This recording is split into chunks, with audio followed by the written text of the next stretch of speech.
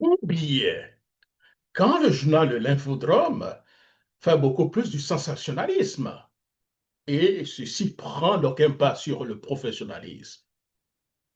Le titre qui entretient donc la confusion ici, c'est deux points, menacé de destitution, Cheikh Tidiane Thiam appelle à un bureau politique. Voilà un titre sensationnel qui entretient donc la confusion. À ce jour, aucun militant, aucun organe donc, du parti n'a demandé donc la destitution donc, du président Thiam, élu après donc de 99,77% de suffrage il y a moins d'une année. Il est donc question donc de procédure judiciaire engagée par quelques individus, trois individus, pas donc une révolte donc des militants, des secrétaires et autres contre le président. Présenter cette situation comme si le PDCI voulait destituer son président est mieux un raccourci trompeur. Au pire, une manipulation donc de l'opinion publique, comme les journalistes ivoiriens ont l'habitude de faire. En réalité, il n'y a pas réellement de vrais journalistes dans ce pays. Il n'y a que des suiveurs, des gens qui passent tout leur temps à chanter les louanges du parti au pouvoir et qui oublient, qui pensent réellement que l'opposition est au pouvoir, que le parti au pouvoir est dans l'opposition. L'infodrome, ce journal, le public mérite mieux que dans des titres accrocheurs.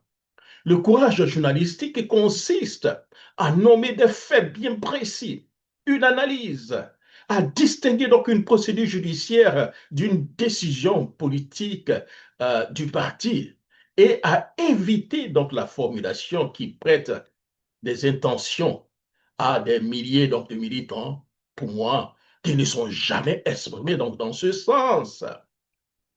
Pourquoi parler des destitutions? La destitution se passe comment? Ce journal aurait bien plus s'informer. Regarder les statuts règlements intérieurs du PDCI-RDA et savoir comment on destitue un président. Pour employer la destitution, c'est vraiment la confusion qu'on veut créer. C'est de l'opinion publique qui donnait l'impression qu'en réalité, il y a une mesure donc, de destitution donc, du président. Vous vous rendez compte, cher ami, hein, ce précédent extrêmement grave, que ce manque de professionnalisme, de courage, de rigueur, de professionnalisme de ce journal pourrait contribuer à banaliser. C'est demain. La justice en venait donc à choisir donc, les présidents donc, de partis politiques, y compris ceux de l'opposition, à la place d'un militant. C'est toute la démocratie qui serait donc fragilisée.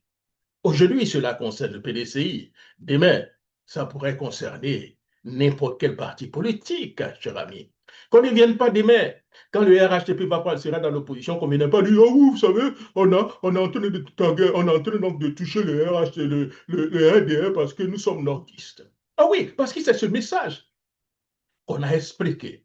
Quand un leader donc, du RDR est en difficulté, ah oui, ce sont les nordistes, les nordistes qu'on touche, ce sont les djoulas. Vous comprenez? On a été habitué à ça. Vous comprenez? Et si aujourd'hui, tout le monde sait qu'en Côte d'Ivoire, la justice est pratiquement toujours inféodée au parti au pouvoir. Et si la justice doit choisir réellement aujourd'hui, cher ami, les présidents des partis politiques, imaginez-vous cela, que ça peut certainement, la répercussion que ça aura sur la démocratie ivoirienne. En démocratie, ce qui arrive aux autres euh, finit toujours, ou bien ce qui nous arrive finit toujours par arriver aux autres, chers amis. Donc, ça ne sert à rien ici, ladies and gentlemen, dans cette situation, de chanter les louanges de ce qui est en train de se passer.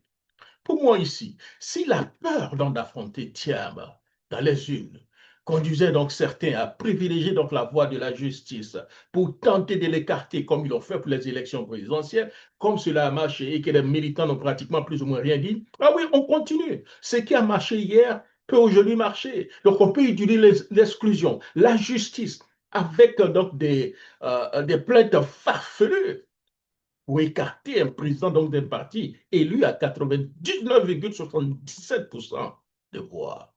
Vous comprenez? Si on peut utiliser donc la voie judiciaire pour tenter donc d'écarter ou bien de l'écarter, ce ne serait plus donc les électeurs qui choisiraient, cher ami, leurs dirigeants, mais les tribunaux.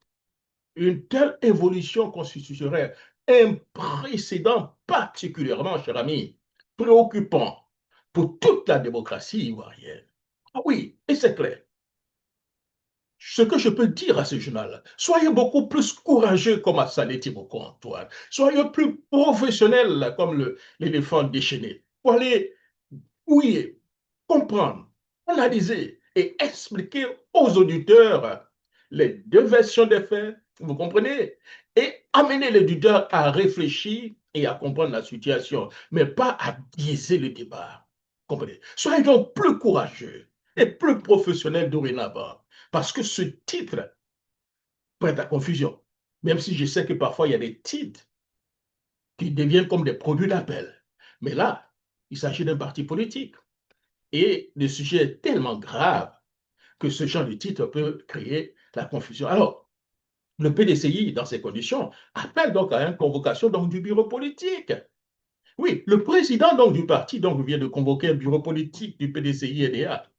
Le PDCI-EDA vient donc de convoquer une session extraordinaire, donc ce samedi 25 février, face à l'urgence donc, de la situation politique électorale. C'est donc le moment pour les militants donc, du bureau politique, ceux qui parlent beaucoup, répondent présents. Aucune absence pour moi ne serait donc tolérée. Chacun doit prendre part et participer, donner son point de vue. Le moment n'est ni donc aux querelles donc, de personnes, ni au procès contre son propre parti, encore moins dans une initiative qui pourrait donc fragiliser le PDCI-EDA ou alimenter donc des tentatives donc de mise sous tutelle, cher ami. Que ceux qui excellent donc dans les critiques, dans les leçons de morale, dans les sorties médiatiques, viennent plutôt faire entendre donc leur voix dans les instances donc du parti, là où les décisions se prennent dans le respect donc des textes, cher ami. L'heure est donc au rassemblement, à la discipline et à la responsabilité face aux défis qui attendent le PDCI-RDA et la Côte d'Ivoire. Chacun doit prendre donc ses responsabilités et participer. Le bureau politique, cher ami, est le lieu de débat. L'unité est donc la condition de la victoire pour le PDCI-RDA. C'était donc mon billet, Jacques Roger. Et vous savez, l'unanimité, personne ne peut la faire. Le parti est apaisé. Nous suivons de façon moderne l'état de l'opinion dans le parti. La base, il y a 94% des membres de la convention me soutiennent sans réserve. Donc il y a pas, c'est beaucoup. Dans n'importe quelle structure de nos jours, 94% d'approbation, ça fait rêver. Donc vous n'êtes pas inquiet? Non, je suis pas inquiet du tout. Récemment, Situation, il faut peser les avantages et les inconvénients. Nous, ce qu'on dit, c'est que les avantages d'un geste d'apaisement, qui est aussi la culture du PDCI, la culture du président Houphouët-Boigny, la culture de dialogue, il a maintes fois donné l'exemple, en pardonnant à certains, en faisant preuve de grandeur d'âme. En Afrique, vous savez, vous êtes admiré en faisant preuve de grandeur d'âme et en pardonnant, pas en vous vengeant, pas en écrasant. Donc, quand vous parliez des gens sur lesquels on a levé les sanctions, c'est un peu dans le même esprit. Et je crois que le mode de gouvernement et de leadership en Afrique qu'on admire, c'est quand même plus celui qui pardonne que celui qui punit. Alors, pourquoi on fait tout ça? Pourquoi on fait tout ça? C'est à cause de l'état du pays. Moi, on dit souvent que j'ai été absent longtemps. Oui, j'ai été absent longtemps, mais ça me permet de voir l'écart entre quand je suis parti et aujourd'hui. Dans certains domaines, nous avons progressé. Dans d'autres, la situation est très mauvaise. Donc la raison pour laquelle le PDCI est aussi impliqué dans toutes ces choses-là, c'est que vous prenez la santé. Hein. L'espérance de vie en Côte d'Ivoire, selon la Banque mondiale, 59 ans. Au Sénégal, 68 ans. PIB par tête en Côte d'Ivoire est de 50% supérieur à celui du Sénégal. Comment on peut avoir 9 ans d'espérance de vie de moins que le Sénégal? Ça fait 93 000 morts de plus. Ça fait 250 morts par jour. Chaque Ivoirien se plaint d'aller à Rivo 7 et d'aller trop au cimetière. 250 morts de plus chaque jour, 365 jours par an. Voilà les problèmes. Donc cette coalition, c'est un moyen pour une fin. La fin, c'est d'arriver au pouvoir, de mettre l'accent sur le capital humain, mettre l'accent sur la santé et l'éducation, qui sont vraiment les deux piliers qui ont fait de la Côte d'Ivoire ce qu'elle est aujourd'hui, et amener la Côte d'Ivoire au niveau de performance. Moi, je ne me réjouis pas des performances actuelles. J'aimerais qu'elles soient meilleures. Quand je vois que l'espérance de vie moyenne en Afrique subsaharienne est 62 ans, que nous on est en dessous, les pays de notre niveau sont à 69 ans et que nous on est à 59, ce n'est pas possible. On va revenir sur la situation. Plus sur le HDP ou pas. Et la réponse à cette question, c'est eux qui l'ont. Nous, ce que nous faisons, c'est développer des propositions. Il y a 400 cadres PDCI qui travaillent depuis plus d'1 an sur des axes qui sont très importants. On a dit paix et sécurité, on a dit capital humain, donc santé, éducation. On a dit développement durable, on a dit économie et équité. Et le mot équité, là, est très, très important pour moi parce qu'on peut toujours générer de la croissance non équitable. Ce qui est dur, c'est de générer de la croissance équitable, qui bénéficie à tous. On a dit développement durable et on a dit nouvelles technologies. Je crois que vous aurez le jeune qui est tout à l'heure ici. Les nouvelles technologies sont pour nous un levier absolument clé pour une nation comme la Côte d'Ivoire. Donc sur tous ces sujets-là, nous avons des propositions, un diagnostic, des propositions détaillées et nous allons les présenter aux Ivoiriens. Et ça va être aux Ivoiriens de décider si cette image que nous leur présentons, et ils y adhèrent ou pas. Néanmoins, monsieur Thiam, vos adversaires, notamment du côté du RHDP, vous diront qu'ils ont un bilan, eux, et pas vous. Comment comptez-vous convaincre les Ivoiriens? Le PDCI regorge de talents. Moi, je dois dire, j'ai été vraiment agréablement surpris par l'enthousiasme. Quand on a créé ces 6 groupes de travail, on croulait sous les candidatures, même de gens qui ne sont pas du PDCI. L'investissement qui a été fait par le régime du PDCI dans l'éducation et dans la santé a payé.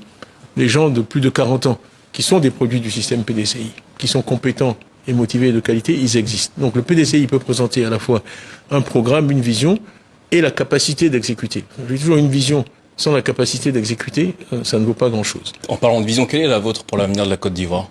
J'ai dit une Côte d'Ivoire maîtresse de son destin. Il y a beaucoup de choses derrière ça. Dans un monde qui est incertain, qui est difficile, maîtresse de son destin, c'est d'abord d'avoir des ressources humaines de qualité. Parce que dans le développement, ce qui compte, c'est le capital humain, c'est le capital intellectuel, c'est la matière grise. Donc la première chose qu'il faut faire pour bâtir l'avenir d'un pays, c'est quand je vois que la Côte d'Ivoire est 13e sur 14 pays en mathématiques, quand je vois que nos élèves de terminale testent au PASEC au niveau 4e, 3e, ça m'empêche de dormir la nuit. Parce que c'est notre avenir que nous compromettons.